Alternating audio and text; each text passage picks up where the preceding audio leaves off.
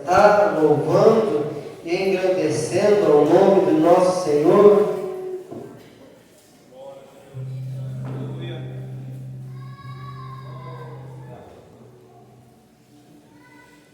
Aleluia. Vou tentar ir bem devagarzinho, porque às vezes a gente pregando, a gente se empolga, né? Começa a falar embolado, o povo às vezes não entende muito o que está saindo. Essa palavra aqui, no momento onde nós lemos, está falando de um povo que estava sendo escravizado no Egito. O povo que já havia um tempinho sendo escravizado pelos egípcios. Aonde nós lemos, na passagem onde nós estamos se referindo, a Bíblia vai dizer que os filhos de Israel suspiraram por causa da sua servidão, e eles clamaram, e o seu grito subiu a Deus por causa da servidão. Então nós estamos falando de um momento onde o povo de Israel está sendo escravizado, mas chegou a um ponto de eles não estarem mais aguentando viver daquela maneira. Tem problemas que a gente passa, que a gente chega a chorar, a se entristecer, mas quando a coisa começa a apertar de verdade, quando chega de forma extrema a dor que nós estamos sentindo, aleluia, Deus abençoe, nós estamos sentindo essa dor tão profunda, já não vai sair somente mais choro, mas nós vamos começar a gemer na presença do Senhor, sussurrar quando as coisas apertam de verdade, às vezes nem palavras temos mais, só sabemos chorar, sussurrar, gemendo, clamando ao Senhor de tanta dor e angústia que estamos passando por um certo momento. Era mais ou menos assim que estava o povo de Israel. Já estavam sendo apertados e cada vez apertava ainda mais. Chegaram ao ponto de estar gemendo diante de Deus, por não estar mais aguentando passar por isso. Aí a Bíblia vai dizer que Deus ouviu os seus gemidos e Deus lembrou-se. Quero falar com você aqui rapidinho, porque lembrou-se pra gente aqui em português falando, é quando você se esquece de algo e automaticamente acontece alguma coisa, ou então vem à sua mente. Aí você vai falar, lembrei de algo que não estava à sua mente, mas de alguma forma veio à tua memória. Então quando você fala de lembrar, automaticamente você está falando de algo que se estava esquecido.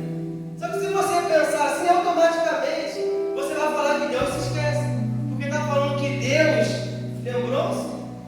Mas sabe, se você traduzir do verbo zancar em hebraico, o lembrou-se não vai significar uma forma de esquecimento, mas sim reter no pensamento, estar pensando sobre, agir em cima disso. Então todas as vezes que você vê na Bíblia, ela traduzindo falando que Deus lembrou-se de alguém, ou lembrou-se de Deus, você vai ver que na verdade o que Deus está falando é que não estava esquecido, mas sim que está pensando sobre e que está tomando uma providência num determinado assunto. Aleluia! Quando você vê, aleluia, Noé, que a Bíblia fala que Deus lembrou-se de Noé, era porque estava na hora de Deus agir em prol algo na vida de Noé. Você vê Deus falando isso sobre Raquel. E quando Deus fala que lembrou-se de Raquel, não é porque estava esquecida e que Deus lembrou, mas sim que estava no pensamento de Deus e que chegou a hora de agir em prol dela. Vai falar também sobre Ana e agora sobre os filhos de Israel, sobre o povo de Israel. Então quando Deus fala lembrou-se da verdade, Ele não está falando que esqueceu e veio a memória dele. Na verdade Ele está falando, eu estou pensando sobre o assunto e agora chegou a hora de tomar uma decisão, agora chegou a hora de eu agir em cima desse problema. Não sei se você está entendendo o que Deus está falando entre tanta gente, milhões de pessoas no mundo hoje. Deus está falando para mim e para você, você está no meu pensamento, você está no meu pensamento, você está no meu pensamento e tem chegado a hora de agir em cima dessa causa. Deus ele não se esquece de ninguém, Deus ele não se esquece daquilo que Ele prometeu, Ele cumpre, Ele é fiel para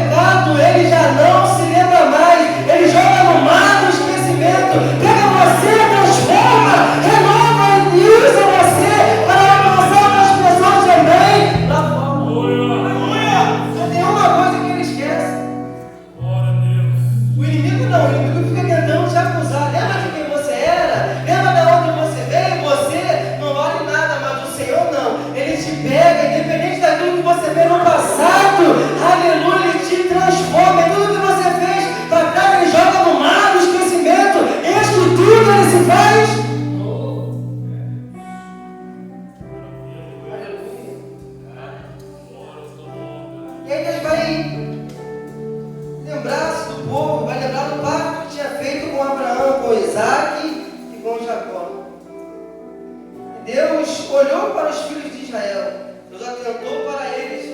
Aí Deus está começando aqui a movimentar a sua mão, como nós dizemos aqui. Falou que lembrou, automaticamente estava falando que ia agir. A Bíblia fala que Moisés estava apacentando o rebanho de seu sogro. Aí Deus vai ter um encontro com Moisés.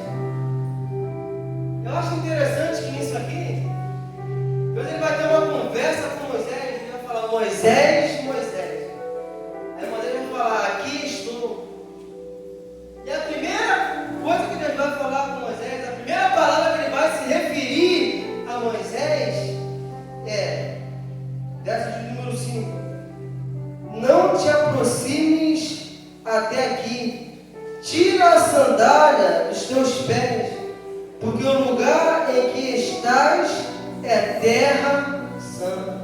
O primeiro assunto de Deus com Moisés é sobre algo santo.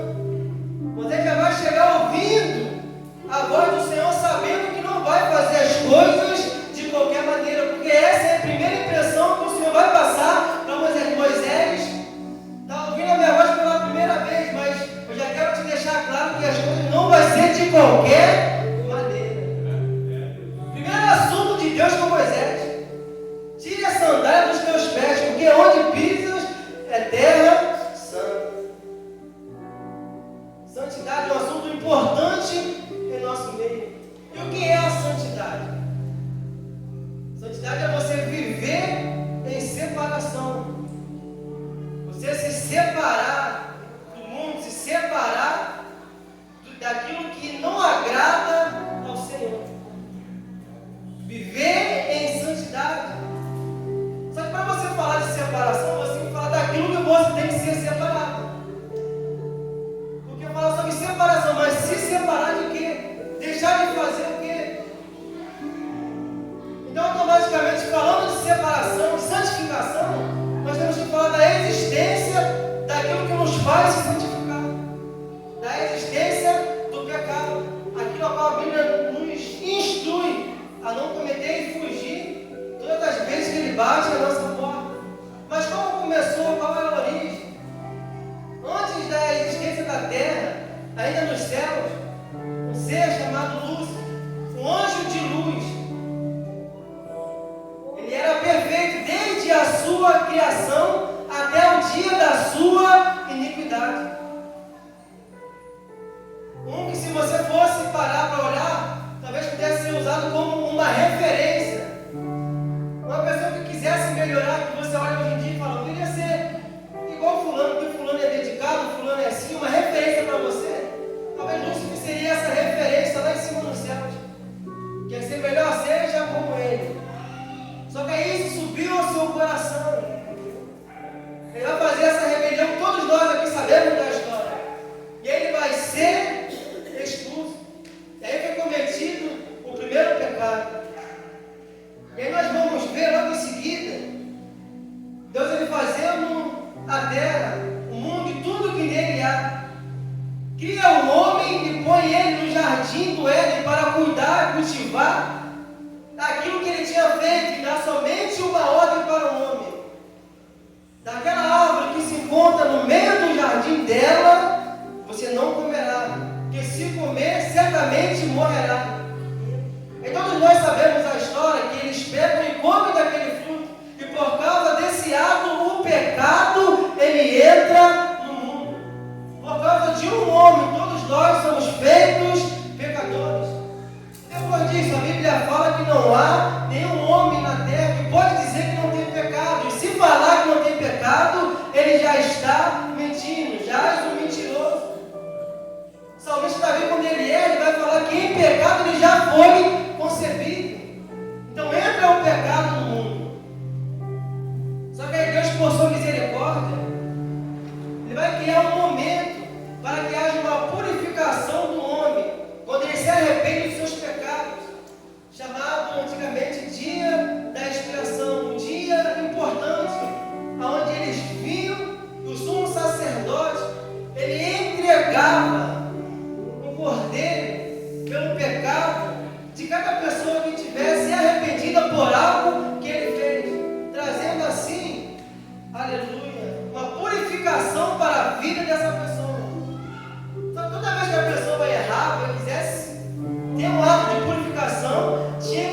fazendo esse mesmo ato.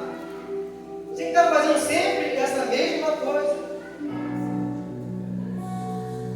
Hoje em dia, quando nós fazemos algo errado perante a sociedade, perante as leis, nós pagamos de alguma forma.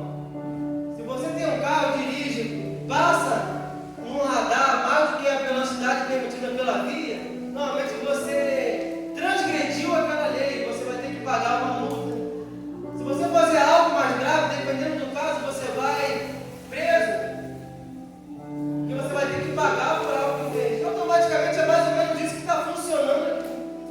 Entregando, sacrificando um animal para pagar pelo pecado que cometeu. E aí trazendo uma purificação para a vida da pessoa que está entregando aquele sacrifício. Mas Deus não deixa somente assim, de ficar sempre esse ato repetitivo. Mais à frente ele vai vencer o pecado de vez. E como é que ele vence de vez? Enviando o seu Filho, Jesus Cristo, para morrer por mim e por você lá naquela cruz. Aí eu fico parando para imaginar. Isso aqui é coisa de pregador que a gente fica imaginando, né? A cabeça vai voando. Eu sei que a Bíblia fala que o Cordeiro já está preparado desde a fundação do mundo. Mas aí eu fico parando para imaginar e fiquei pensando, mas por que tinha que ser Jesus? Por que não podia ser outra pessoa? Na Bíblia fala que antigamente tinha servos que tinham intimidade com Deus. Hoje em dia ainda tem pessoas que têm intimidade com Deus. Aí eu fico imaginando Deus olhando lá de cima. Acho que poderia ser aquele ali, que ele tem intimidade, aquele ali ora, aquele ali fala comigo. Ai Deus, mas tem um detalhe: para o sacrifício valer, o cordeiro tem que ser perfeito. Ele tem intimidade, mas não é perfeito. É um ser humano. Aí olha para outro, deixa eu tentar achar outro. Aí tenta achar outro. Tem aquele dali também. Ele foge do mal. Ele tem intimidade comigo também. Mas também não é perfeito. Aí eu fico imaginando Deus olhando para o lado. É, meu filho. Até tentei te poupar disso. Mas não tem ninguém perfeito. Você vai ter que descer. Você vai ter que descer para fazer isso. Aí vem Jesus, o chamado de Messias. No livro de Apocalipse nós vamos ver João se referindo a ele como o Alfa e o Ômega, como o início e fim. Só isso? Não. Rei dos reis e Senhor dos senhores. Isaías vai mencionar sobre ele, vai falar que ele é maravilhoso, conselheiro, Deus forte, Pai da eternidade e príncipe da paz. No meio dos discípulos, eles vão olhar para Jesus, vai olhar para eles e vai falar: e vocês, quem dizem que eu sou? Aí Pedro vai levantar e vai falar: o Senhor é o Cristo, Filho do Deus vivo. Para terminar, aleluia, João Batista vai olhar para ele e vai falar: eis ali o Cordeiro de Deus. Alabaraçaia, calabaraçuia, alamonte, calabaraçaio. Eis ali o Cordeiro de Deus que tira o pecado do mundo. Ele venceu, é por isso que você está aqui nessa noite, porque a graça dele chegou, a dele chegou, até você nós fomos alcançados pelo amor dele. Glória a Deus!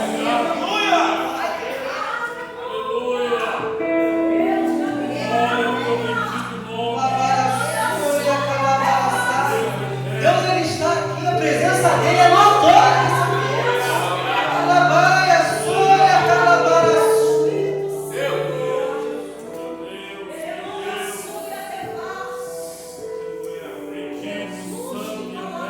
E aí o Senhor nos aconselha a viver uma vida de santidade. Ser santo, porque santo é aquele que vos chamou, te chamando para uma santidade. E nós vemos o Senhor falando isso com Moisés: tire a sandália dos teus pés, porque o lugar que tu pisa é terra santa. Toda vez que eu vou ministrar a palavra do Senhor, por curiosidade,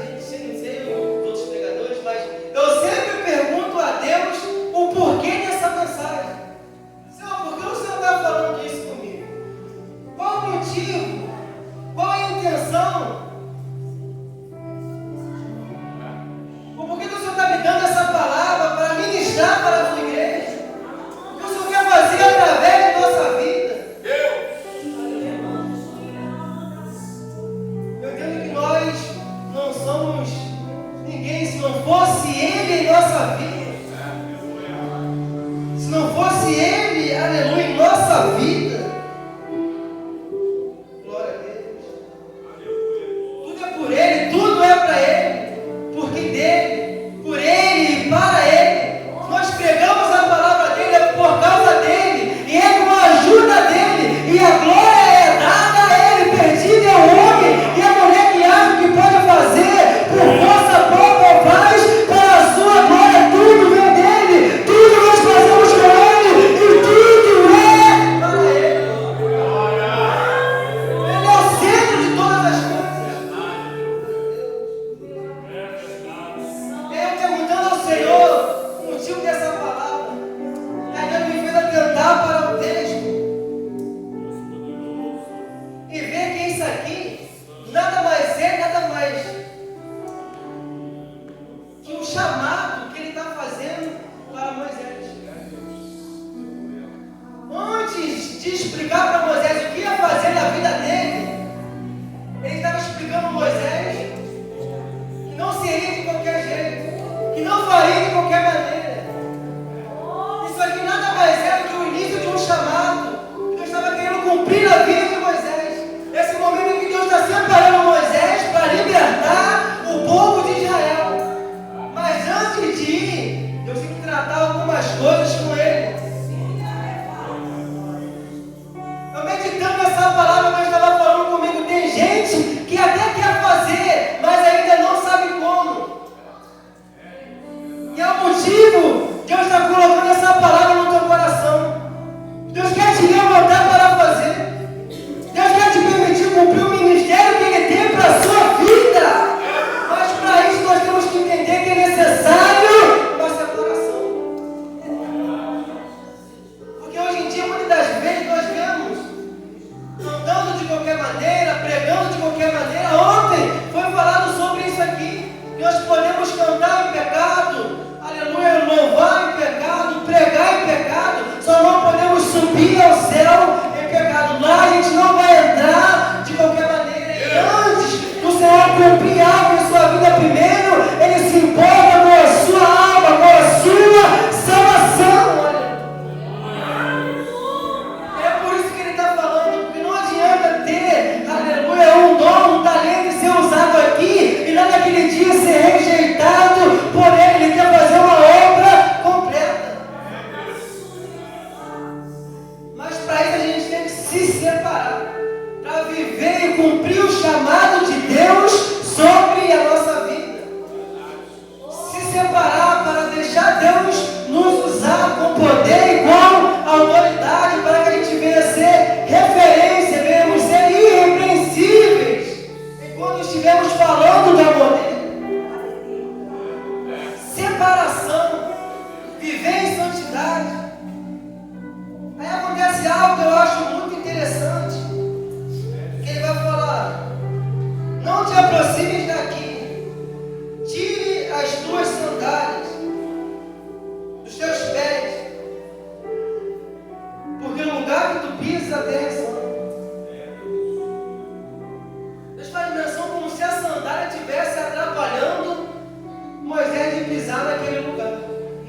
Só que se você parar para reparar, nós usamos sandálias, sapatos, chinelo. Normalmente ele tem a função de proteger o nosso pé. Proteger, quando a gente estiver andando na rua, pisar em algum lugar sujo, não pegar as bactérias que podem trazer uma certa doença. Se entrar em algum lugar desnivelado ou cheio de pedra, não vai machucar o teu pé, vai dar aquela amaciada, né? Assim que funciona. Então nós usamos o chinelo para proteger os nossos pés.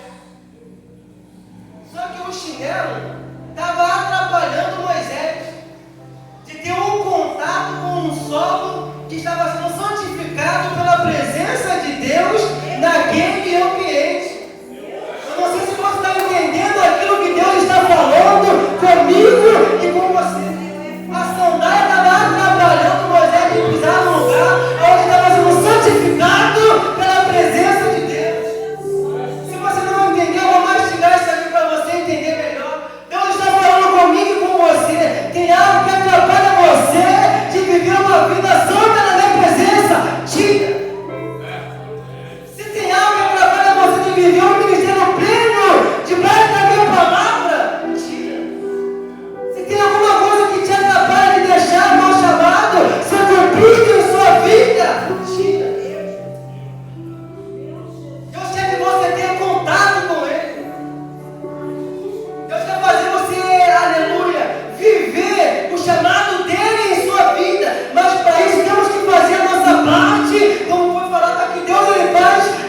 vontade dele de cumprir e usar a nós como instrumento, mas nós, como seres humanos, também temos que fazer a nossa parte de se separar, de santificar e se deixar ser um vaso, um instrumento nas mãos dele.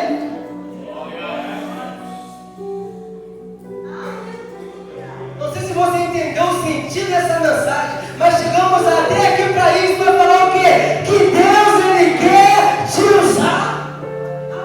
Deus, Ele quer te usar. Deus, Ele quer te levantar para pregar a palavra dEle. Você é vaso. Fala para o teu irmão, não costumo fazer isso não, mas fala para o teu irmão, você é separado. Fala para ele, você é separado. Olha, não, Deus quer te usar como um instrumento. Deus quer te levantar. Mas para isso temos que fazer a nossa parte. Deus, Ele quer te usar. Deus, Ele quer te usar. Você é um instrumento nas mãos dEle. Como eu disse, sem